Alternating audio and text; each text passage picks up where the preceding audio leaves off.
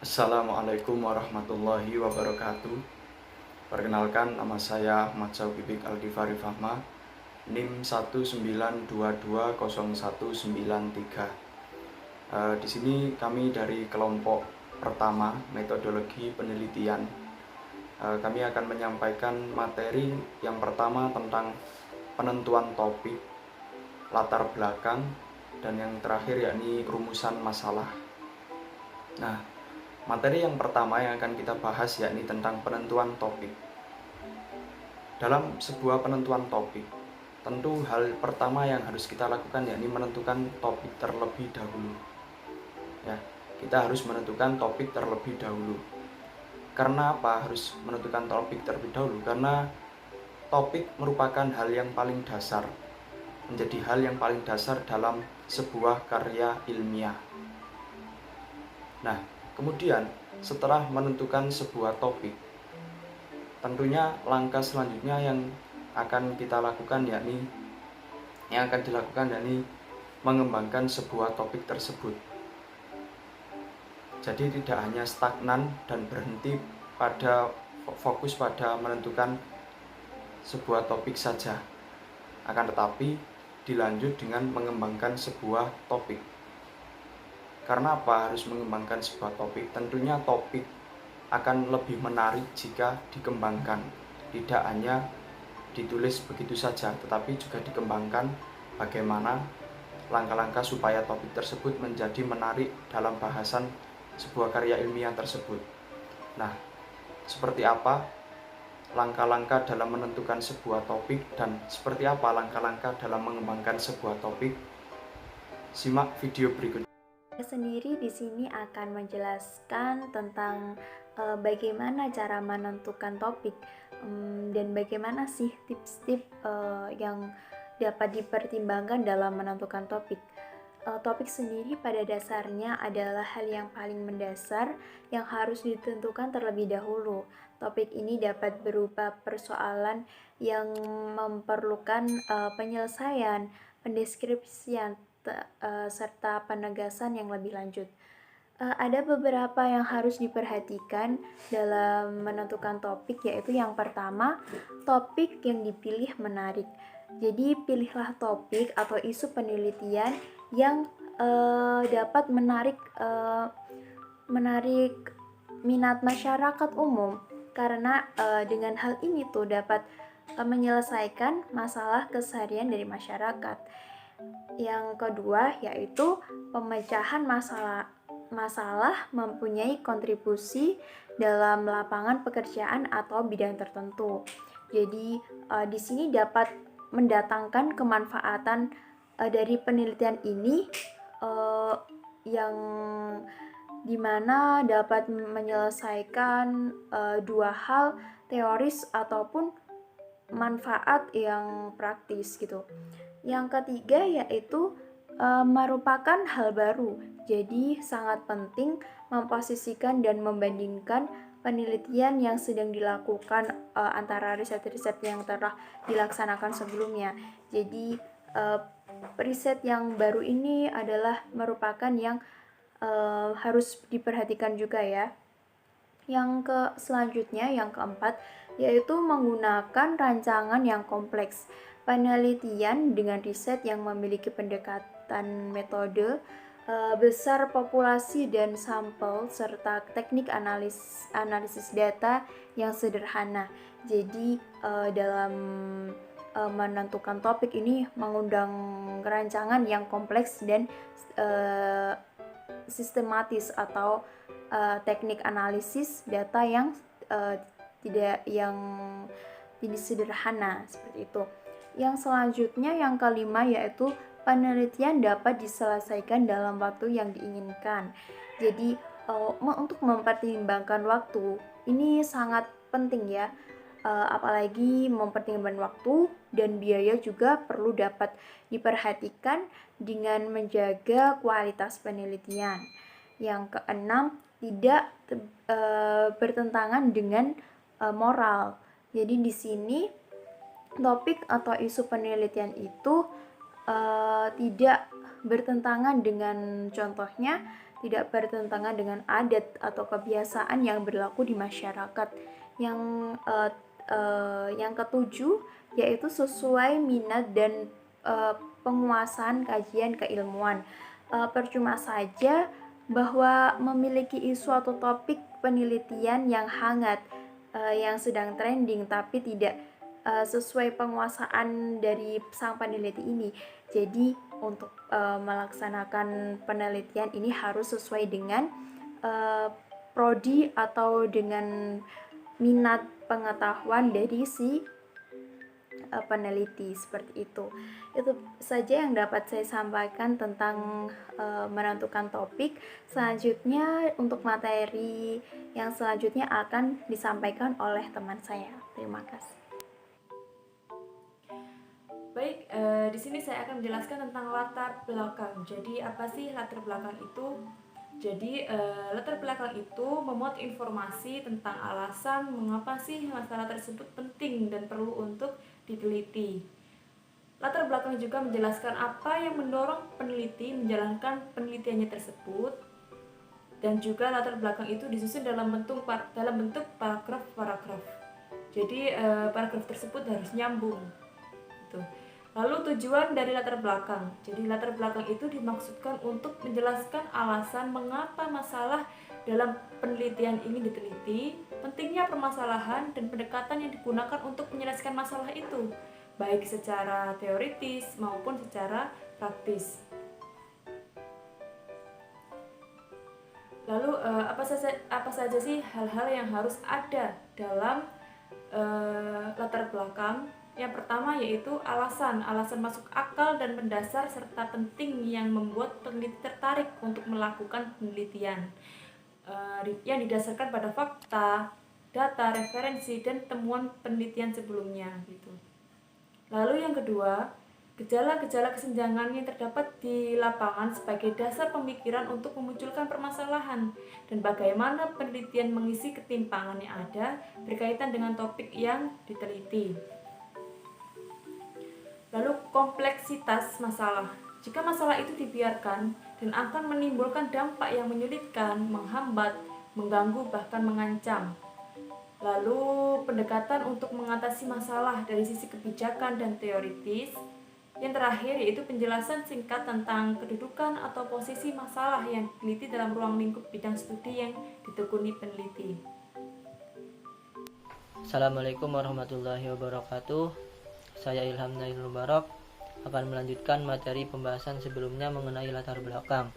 Sini saya akan menjelaskan mengenai langkah membuat latar belakang. Langkah membuat latar belakang dibagi menjadi 3 bagian, yaitu bagian awal, bagian tengah, dan bagian akhir. Bagian awal berisi gambaran umum tentang masalah yang akan diangkat. Dengan model piramid terbalik tersebut membuat gambaran umum tentang masalah mulai dari hal yang global sampai mengerucut fokus pada masalah inti, objek serta ruang lingkup yang akan diteliti.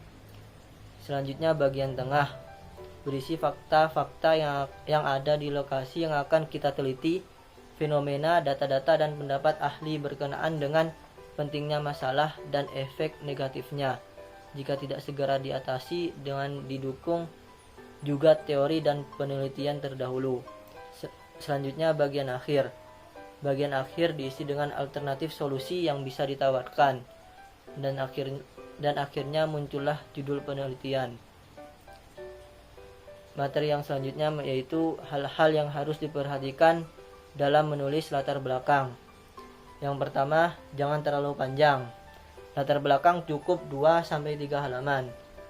Yang kedua, ada kesinambungan antar paragraf. Harus ada kaitan antar satu paragraf ke paragraf selanjutnya. Yang ketiga, jelas dan sistematis alur pikirnya, yaitu jangan berputar-putar. Yang keempat, yang terakhir ialah gunakan prinsip why atau mengapa. Why untuk menjawab judul penelitian. Pengertian rumusan masalah. Rumusan masalah adalah penjabaran dari identifikasi sebuah masalah dan pembatasan dalam sebuah masalah. Umumnya rumusan masalah merupakan sebuah pertanyaan yang lengkap dan sangat rinci mengenai ruang lingkup masalah yang akan diteliti berdasarkan identifikasi masalah. Rumusan masalah yang baik dan benar berarti yang telah menjawab setengah pertanyaan dari suatu permasalahan. Masalah yang sudah dirumuskan dengan baik tidak hanya dapat membantu memusatkan pikiran kita, melainkan juga dapat mengarahkan cara berpikir kita terhadap suatu masalah yang akan dipecahkan.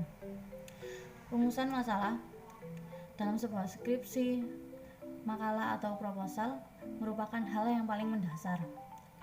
Pertanyaan-pertanyaan yang diajukan dalam rumusan masalah kemudian akan dijawab dalam proses penelitian dan tertuang secara sistematis ke dalam sebuah laporan penelitian. Semua yang dibahas dalam laporan penelitian termasuk pembahasan mengenai kerangka teori, definisi dan metodologi yang digunakan, semuanya mengarah pada rumusan masalah. Oleh karena itu, rumusan masalah menjadi titik sentral dalam sebuah penelitian yang akan menjadi fokus utama untuk menentukan arah sebuah penelitian. Setelah membahas pengertian, maka selanjutnya yaitu jenis-jenis rumusan masalah. Jenis-jenis rumusan masalah. Rumusan masalah deskriptif yang pertama. Rumusan masalah deskriptif merupakan suatu rumusan masalah yang berkaitan dengan pertanyaan terhadap keberadaan sebuah variabel atau lebih. Jadi dalam sebuah penelitian tidak membuat perbandingan antara variabel yang satu dengan variabel yang lainnya. Penelitian semacam ini dinamakan sebagai penelitian deskriptif. Contohnya, bagaimana kondisi pelayanan kesehatan di Kota Bekasi, atau bagaimana peran pemuda dalam mengembangkan pertanian modern di Kota Surabaya. Yaitu contoh-contohnya. Kemudian rumusan masalah komprehensif. Rumusan masalah komprehensif merupakan rumusan masalah penelitian yang membandingkan suatu variabel atau lebih dengan variabel yang lainnya. Ini dibandingkan ya. Contohnya, adakah perbedaan tingkat produktivitas antara karyawan lulusan sekolah menengah dan lulusan perguruan tinggi? Atau adakah perbedaan kualitas pendidikan pada sekolah swasta dan sekolah negeri? Yang selanjutnya yaitu rumusan masalah asosiatif. Rumusan masalah asosiatif merupakan rumusan masalah dalam penelitian yang bersifat menayangkan hubungan antara dua variabel atau bahkan lebih. Contohnya, apakah ada hubungan antara kemampuan di bidang musik dengan kemampuan di bidang bahasa? Atau apakah ada hubungan antara tingkat penjualan mobil dengan kenaikan gaji PNS? Itu jenis-jenis rumusan masalah. Yang selanjutnya akan dibahas mengenai tujuan rumusan masalah. Bismillahirrahmanirrahim. Assalamualaikum warahmatullahi wabarakatuh. Perkenalkan, nama saya Muhammad Izan Nasrullah. Di sini saya akan melanjutkan penjelasan mengenai rumusan masalah. Yang selanjutnya mengenai tujuan rumusan masalah. Setidaknya ada 4 tujuan rumusan masalah di sini. Yang pertama, rumusan masalah merupakan titik sentral dalam sebuah penelitian. Maksudnya, rumusan masalah sebagai pedoman dalam sebuah penelitian.